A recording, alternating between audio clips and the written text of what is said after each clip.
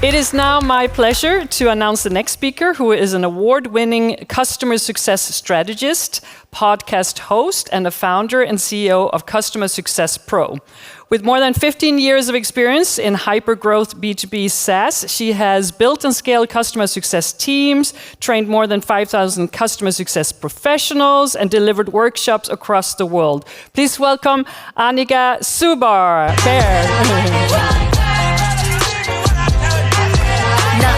Dollars, I like diamonds, I like stunning, I like shining, I like $1 million deals. Where's my pen? Bitch, I'm signing. I like those Balenciagas, the ones that look like stars. I like going. Good morning, Malmo. How are we feeling? Oh, no. This is the 5th year of SaaSiest. It's a big anniversary for these gentlemen that are putting this on. So we're going to try that again. Good morning, Malmo. How are we feeling? Yes, that is the energy that I would love for you guys to have as we go through this next talk, where I want to prove that you can show ROI without perfect data. And who am I? I've already had a wonderful introduction, but my name is Anika Zubair. I am the podcast host, founder, and CEO of the Customer Success Pro, where we help customer success teams around the world feel commercially confident in their roles.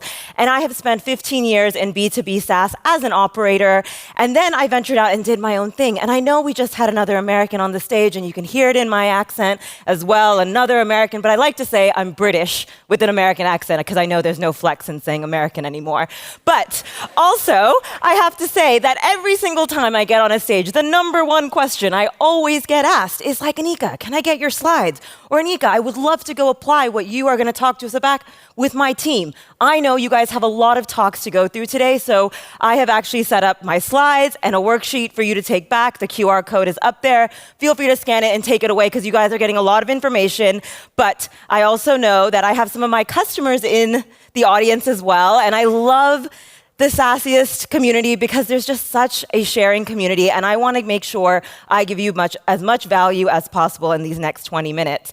So, first of all, your product doesn't always tell the value story for you, but who does?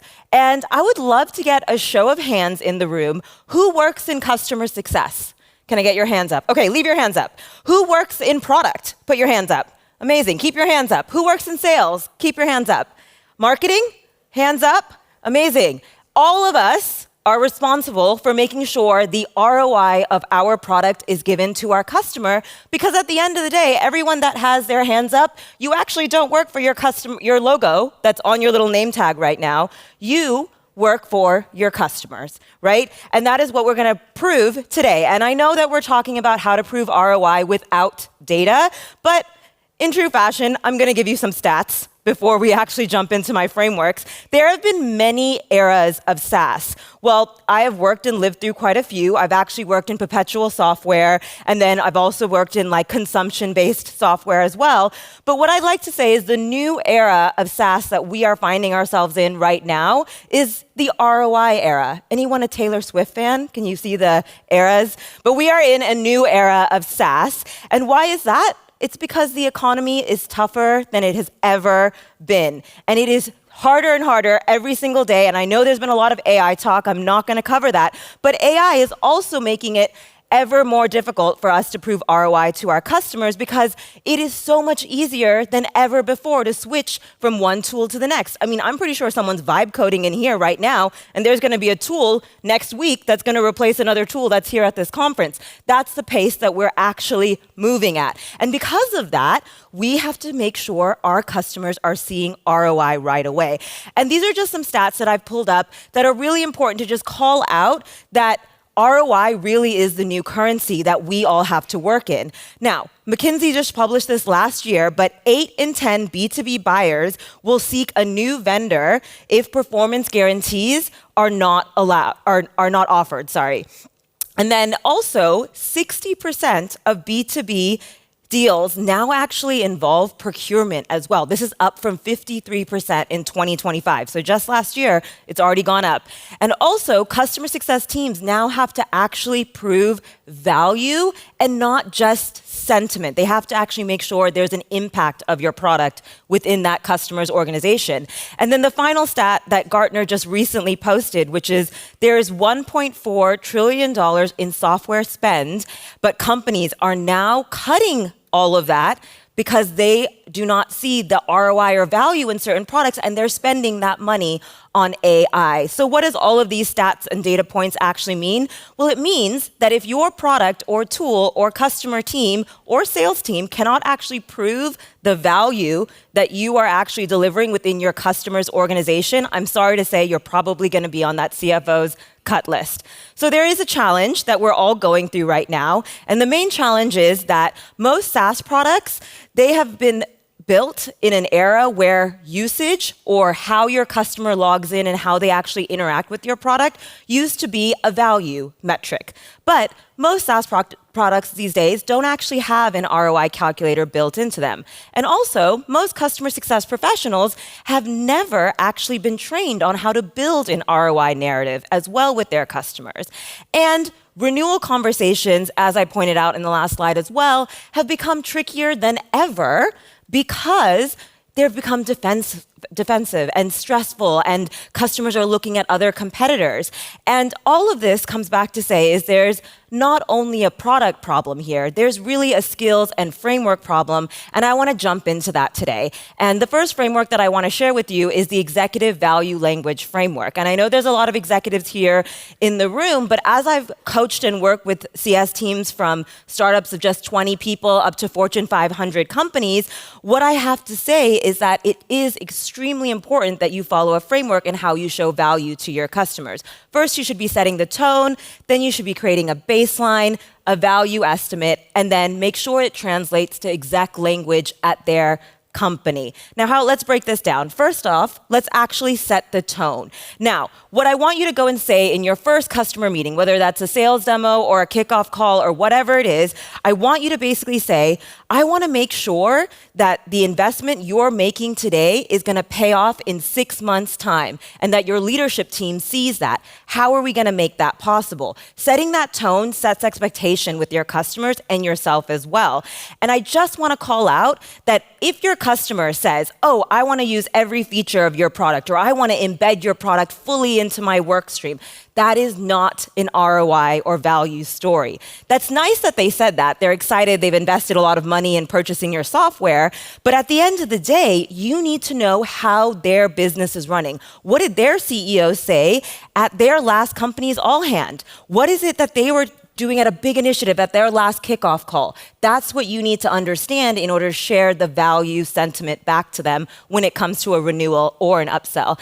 And really, what I want you to take away from all of this is that both parties really need to understand and really accept what the growth trajectory looks like. Because what we have in SaaS a lot of times is we build our product and we build the narrative that this is what good looks like. And again, maybe 10 years ago, that was the norm. But as we live through this new era of SaaS, we need to understand what good looks like in their business and then embed our software and service in there. And then the second thing I will say is capturing a baseline. I think this is something that we definitely don't do enough of, and I know I've been guilty of it in the past too, but what I mean by capturing a baseline is asking your customer, surveying them, checking with them, what does success look like for you? Because we've done an amazing thing in CS and product. We've built this customer journey map. We've made it really clear that milestone 1 means this, milestone 2 means this. But how does that actually map to growth on their level, right? So what is their big business outcome? When anyone buys software or buys SaaS, there's one of 3 reasons why people buy software. 1, they're trying to make some more money with that software. 2, they're trying to gain some efficiency gains, whether it's operational, headcount, cost, whatever that is. And the third thing that they're trying to do when they're buying software is reduce some sort of risk within their organization. So you need to understand what was their big problem that they were trying to solve for. And I would love for you to make sure that the next time you do have a client meeting is set that baseline from day 1. So before we start implementing, before we kick off this project, where are you at today, and where would you like to be in 6 months, 12 months, 24 months? Really understand that baseline and make sure you have a clear timeline as well.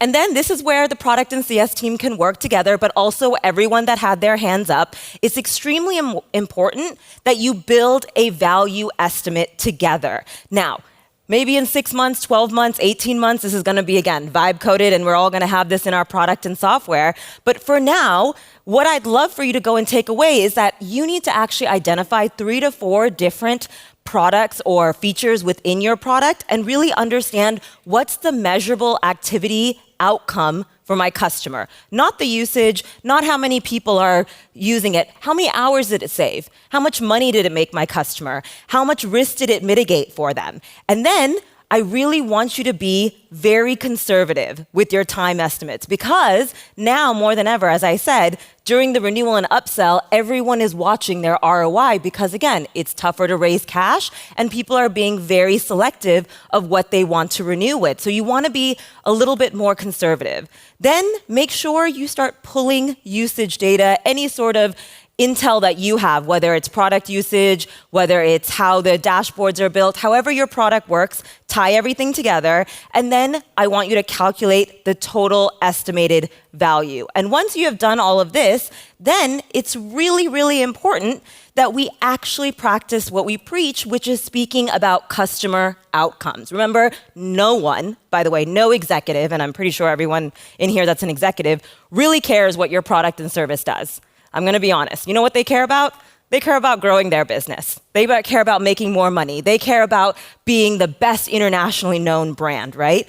And that is where we fall on our own sword when we speak about our SaaS products. We speak about the number of features adopted. We speak about the integrations being built. We speak about the dashboards. We speak about the support tickets being resolved. It goes on and on and on, as you can see on the left side of the screen. But on the right side, what is it that they want to know?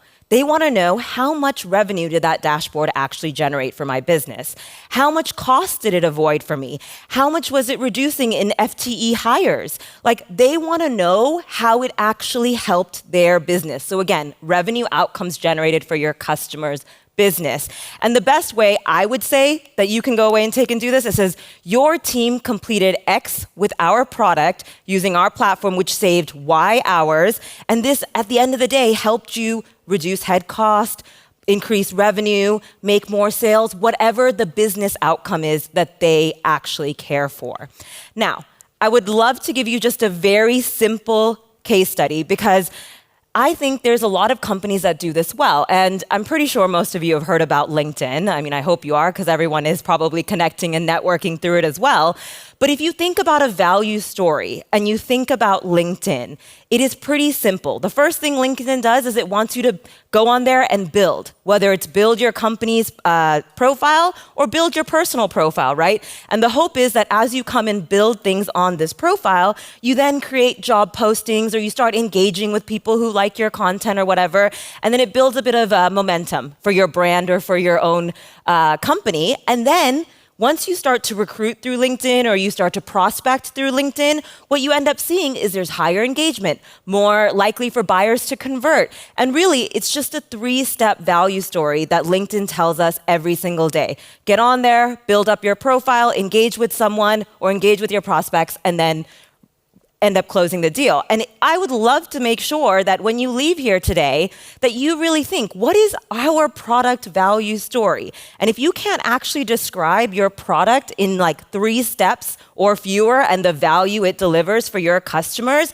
I don't care if AI replaces your job. I don't care if there's like aliens coming down from wherever to come and take all our jobs. But if you can't actually show the value that your product is delivering at your customer's company in 3 steps or less, I'd say that's the bigger risk of SaaS organizations than AI, but I know I'm going to be challenged on that.